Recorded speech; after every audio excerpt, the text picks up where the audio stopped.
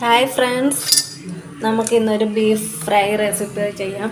അതിന് വേണ്ട സാധനങ്ങൾ: ക്യാപ്സിക്കം ഒരു ഹാഫ്, സവാള ഒരു രണ്ടെണ്ണം സ്ലൈസ് ചെയ്തത്, പച്ചമുളക് ഒന്ന്, നിങ്ങൾക്ക് ആവശ്യത്തിനനുസരിച്ച് പച്ചമുളക് ചേർക്കാവുന്നതാണ്. ക്യാരറ്റ് ഒരു പകുതി. ക്യാപ്സിക്കവും ക്യാരറ്റും ക്യൂബായിട്ട് ഇങ്ങനെ കട്ട് ചെയ്ത് വെക്കണം. സവാള ഇതേപോലെ. അപ്പം നമുക്ക് വീഡിയോയിലേക്ക് കിടക്കാം.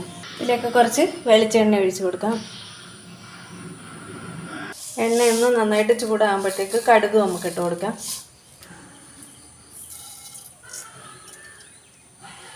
കടുകെല്ലാം പൊട്ടി തീർന്നിട്ടുണ്ട്.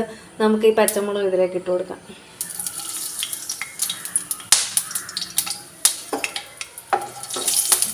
നിങ്ങളുടെ എരിവിനനുസരിച്ച് നിങ്ങൾക്ക് പച്ചമുളക് ചേർത്ത് കൊടുക്കാവുന്നതാണ്.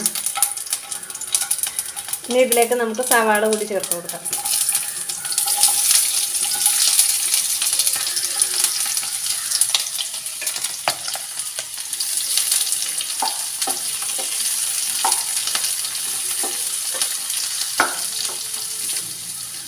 ഉള്ളി നമുക്ക് പെട്ടെന്ന് വഴണ്ടി കിട്ടാൻ വേണ്ടി കുറച്ച് ഉപ്പ് കൂടി ചേർത്ത് കൊടുക്കാം.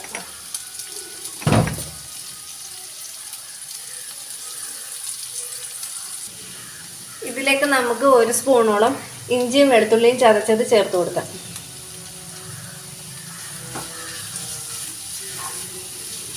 ഇത് നന്നായിട്ടൊന്ന് മൂക്കണം. ഇതിൻ്റെ പച്ചമണമൊക്കെ മാറുമ്പോഴത്തേക്കും നമുക്കിനി പൊടികളൊക്കെ ചേർത്ത് കൊടുക്കാം. ഇത് നന്നായിട്ടൊന്ന് മൂപ്പിച്ചെടുക്കാം. ഫ്രൈ ചെയ്യാനായതുകൊണ്ട് ഉള്ളി ഒരുപാട് വാടേണ്ട ആവശ്യമൊന്നുമില്ല. കുറച്ചുകൂടി ഒന്ന് വാടിക്കഴിയുമ്പോൾ നമുക്ക് പൊടി ഇട്ട് കൊടുക്കാം. ഈ ഇഞ്ചിയുടെയും വെളുത്തുള്ളിയുടെയും പച്ച മണമൊന്ന് മാറി കിട്ടിയാൽ മാത്രം മതി. ബീഫ് ഞാൻ ഉപ്പും മഞ്ഞളും മുളക് പൊടിയും മല്ലിപ്പൊടിയും കുറേശ്ശെ ചേർത്ത് വേവിച്ച് വെച്ചതാണ്. ഇനി നമുക്ക് പൊടികൾ ചേർത്ത് കൊടുക്കാം. ഇത്രയും മൂത്താൽ മതിയാകും. സവാള ഒരു 1/4 ടീസ്പൂൺ മഞ്ഞൾപ്പൊടി, 1.5 ടീസ്പൂണോളം മുളക് പൊടി, 1.5 ടീസ്പൂൺ മല്ലിപ്പൊടി.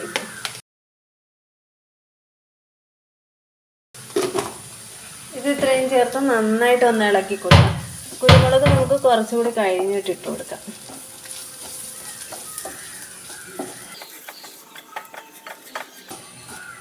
ഈ സമയത്ത് നമ്മൾ അരിഞ്ഞു വെച്ചിരിക്കുന്ന ക്യാരറ്റ് കൂടി അങ്ങ് ചേർത്ത് കൊടുക്കാം.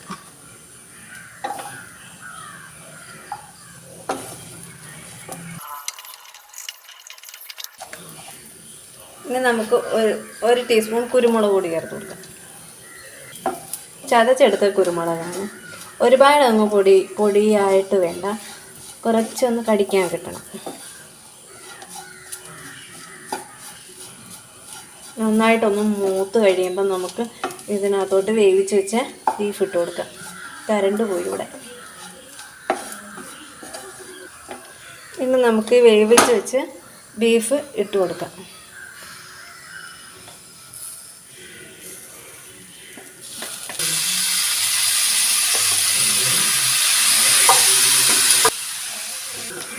എല്ലോട് കൂടിയിട്ടുള്ള ബീഫ് വാങ്ങിക്കുന്നതായിരിക്കും നല്ലത്. ഇതിനെ നമുക്കിതൊന്ന് പറ്റിച്ചെടുക്കാം. ബീഫിനകത്തുള്ള വെള്ളമെല്ലാം ഒന്ന് പറ്റി വരട്ടെ. ഇത് വേറെ വെള്ളമൊന്നും നമ്മൾ ചേർത്തിട്ടില്ല, ബീഫ് വേവിച്ചപ്പോൾ ഉള്ള വെള്ളം മാത്രമാണ്. ബീഫിൽ ഞാൻ ഉപ്പിട്ട് വേവിച്ചായിരുന്നു. പിന്നെ വേണമെങ്കിൽ നോക്കിയിട്ട് ചേർത്താൽ മതി. ഉപ്പ് ഇനി വേണമെന്നുണ്ടെങ്കിൽ മാത്രം ചേർത്താൽ മതി. ഇനി ഇതൊന്ന് വെള്ളം പറ്റി വരട്ടെ.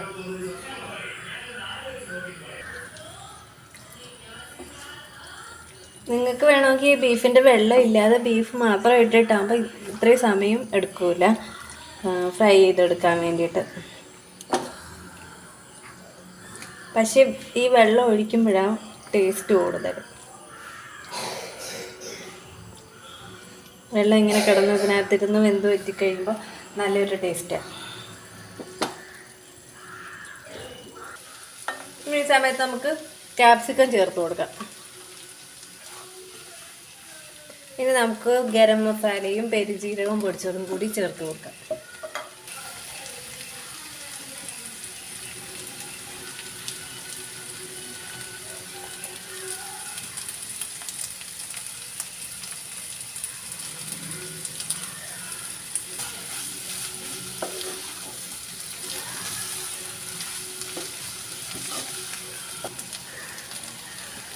ഞങ്ങൾക്ക് റൊട്ടിയുടെയും ബ്രെഡിൻ്റെയും കൂടെ കഴിക്കാനായിക്കൊണ്ട് ഈ ഒരു പരുവത്തി മതി. നിങ്ങൾക്ക് വേണമെങ്കിൽ കുറച്ചുകൂടി ഡ്രൈ ആക്കി എടുക്കാവുന്നതാണ്.